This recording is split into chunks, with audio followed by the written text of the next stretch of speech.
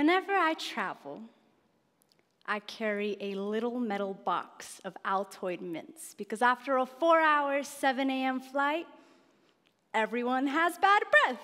So, almost anyone is willing to take the mint from the Muslim on the airplane. And I know I've been successful when my neighbor turns and asks, "So, what's your name?" You see, even if there was an elephant in the room, I'm still the elephant in the room. Yeah, when an elephant offers you mints on an airplane, I'm fully aware that it's not always easy to accept. So when the courageously curious do pop the "what's your name" question, I try to make it worth their while. My name is Amal. It means hope in Arabic.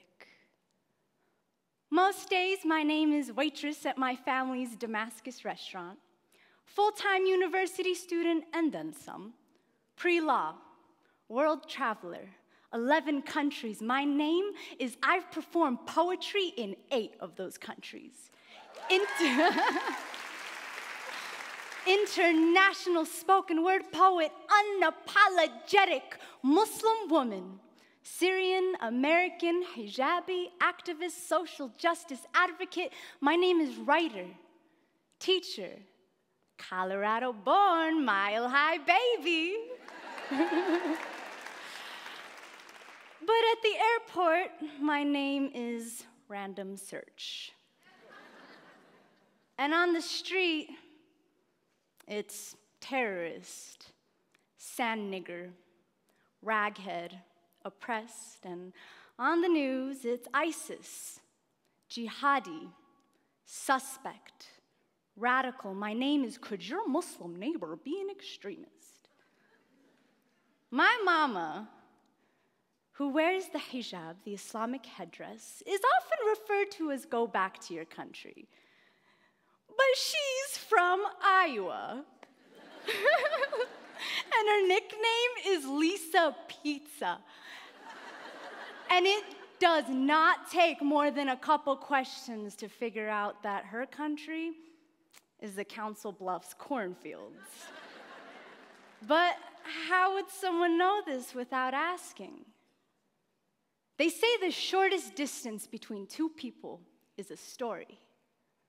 Well, I elaborate on that to say that the greatest distance you can travel in the shortest amount of time is by asking someone their name. The way we name ourselves is a reflection of who we are. Our declarations, family histories, the things we believe, the morals we abide by, our homes, cultures, transformations, like a Mohammed turned Mo or a Lisa Pizza turned Iman. And how we name others and how, if we allow others to name themselves, is a reflection of our own declarations, of our courage and our fear. The malleability of a person's story must be self-determined, coming from the lips of the storyteller, not the anchorman, not the megaphone, not even the scarf on her head or the melanin in his skin, because no one can speak the names of billions in one breath unless it's in prayer. And oftentimes when we generalize, it isn't because we're praying. And when we don't ask someone their name, we're not asking for their story. In the world of mass media and rampant misinformation, it is hard for anyone, including myself, to deconstruct all these terrifying stories that we hear. And sometimes, instead of isolating them, individualizing them, we tend to paint a group of people with a broad brush, until suddenly, everyone with a hijab on is a raghead that needs liberating. Or everyone with white skin is a racist cracker. Or everyone with black skin is a fatherless nigger. Or everybody who looks like my father is gonna blow up the airplane. Or if the killer had a light complexion, he's just a mentally fragile lone wolf. And we come to this point where we feel like we don't even need to ask people their names because we already gave it to them.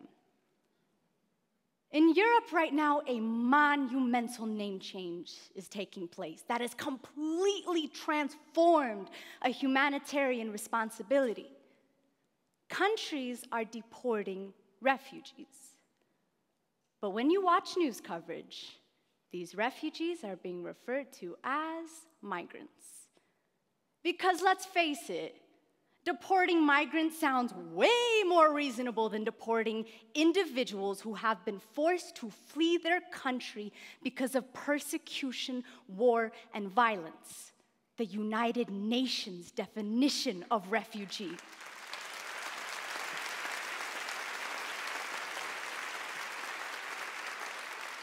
And in naming these people this way, we've attributed to them a choice instead of a circumstance, some economic gain instead of a desperation to flee a war zone.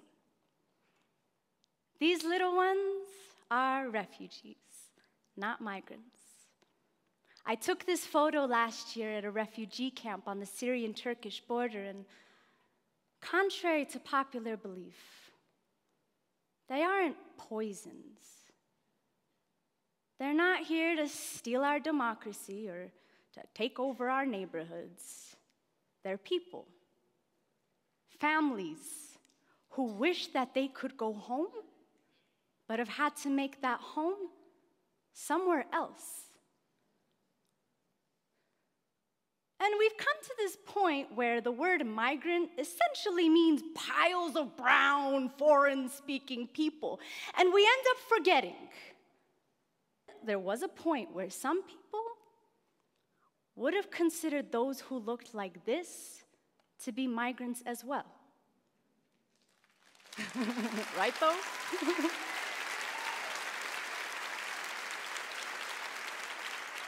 And it is in this forgetfulness that we assume, monopolize on people's stories, attribute their race, social class, religions, clothing to the names that we chose for them. Terrorism is a fine modern-day example, unfortunately. In the past few years, so much violence has just spread across our country. But when you watch the news, there's always a specification as to whether or not terrorism was involved, which I think we all know means the killer looked like this, which he's a babe, which must mean that the killer, of course, pledges his allegiance to this, right? But correct me if I'm wrong, news coverage does in fact tend to be a little different when the terrorist looks like this.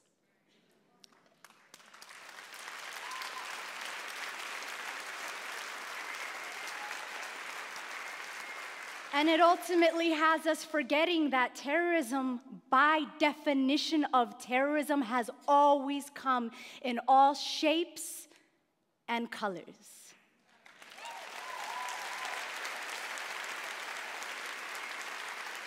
And what happens when we confine certain names with certain depictions, wrongfully excluding some and including others? We end up caging masses of people under a name that says dangerous, even if they're nowhere near it. Like when we say thug instead of 17-year-old black child. When we say alien instead of immigrant. When we say lazy poor people instead of unequal wealth distribution. When we say bomb instead of clock.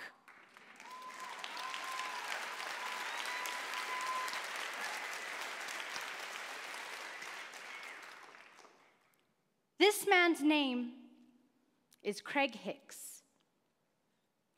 He's often referred to as a parking dispute, but his real name is a man who shot and killed 3 Americans in their homes in their heads, execution style, because they were Muslim. His name is hate crime.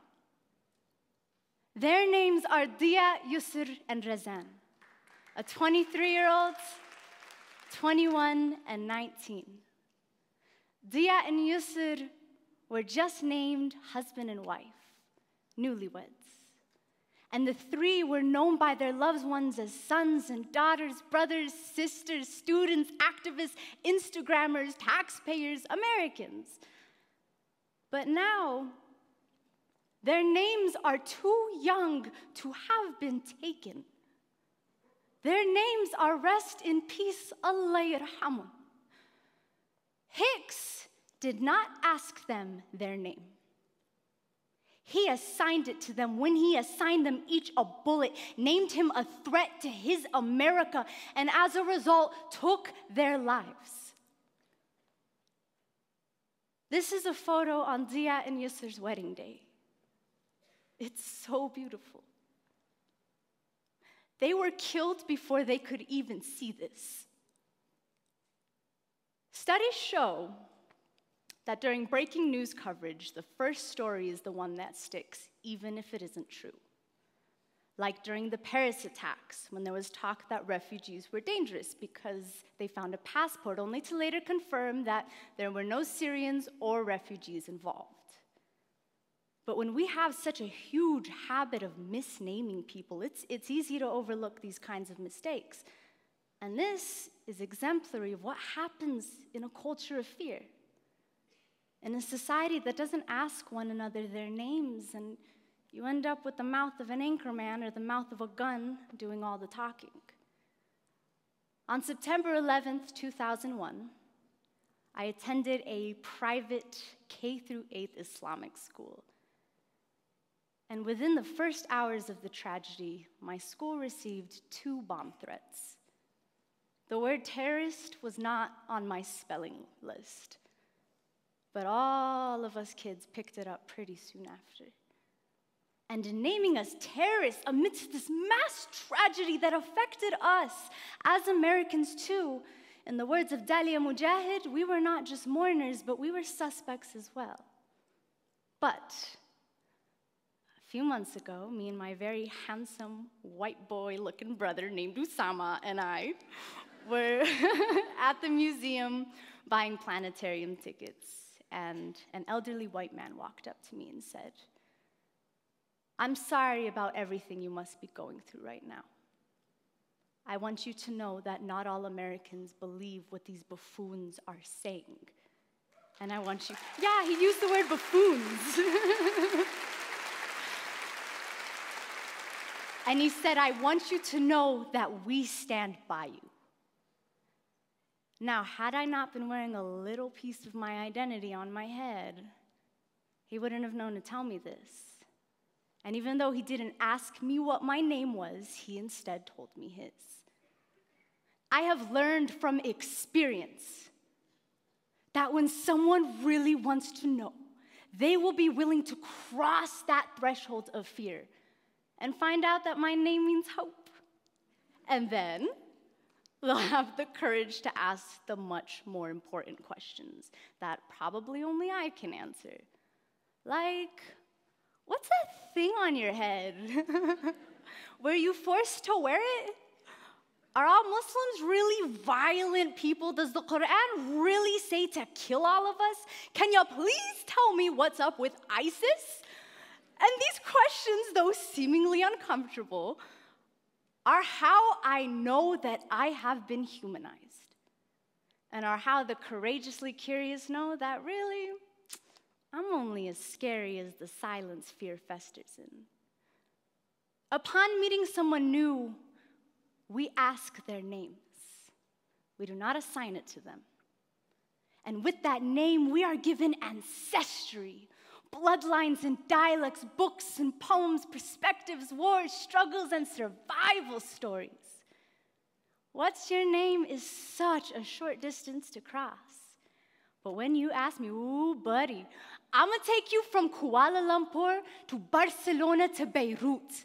We're gonna go to Damascus, to Sydney, to Trinidad and Tobago. I will show you Mecca.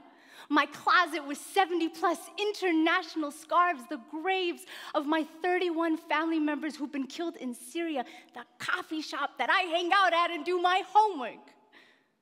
But we must have the courage to claim our curiosity, to go beyond anything we ever knew, anything we ever feared. But it takes two.